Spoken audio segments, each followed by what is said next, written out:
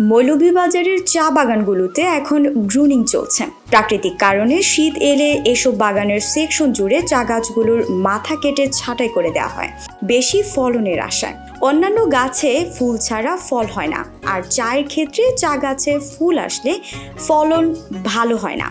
তাই জানুয়ারি ফেব্রুয়ারিতে চা বাগানের উৎপাদন বন্ধ থাকে, আর এই সময়টি গ্রুনিংয়ের মুখ্য সময় বলে মনে করেন চা উৎপাদনের সাথে জড়িতরা। চা শ্রমিকরা জানান, শীতে চা গাছের শাখায় শাখায় শুভ্র ফুল আসে।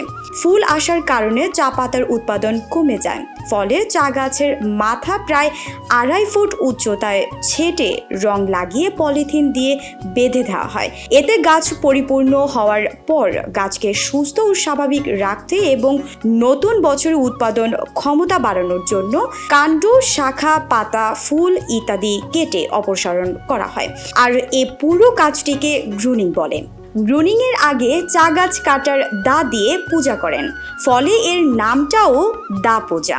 সোমবার সকালে মৌলভীবাজারের রাজনগর উপজেলার মাথিওড়া চা বাগানে দা পূজার পর ওই দা দিয়ে আনুষ্ঠানিকভাবে চা গাছ কাটা শুরু হয়। এদিকে গ্রুনিংয়ের কারণে মৌলভীবাজারের চা বাগানে চিরচেনা সবুজের সমারোহ আগামী 2 থেকে 3 মাস থাকবে না। মার্চের বৃষ্টির সাথে সাথে গাছের নতুন কুড়ি আসবে, আর এর মাধ্যমেই ফিরবে চা বাগানের চিরচেনা সবুজের সমারোহ।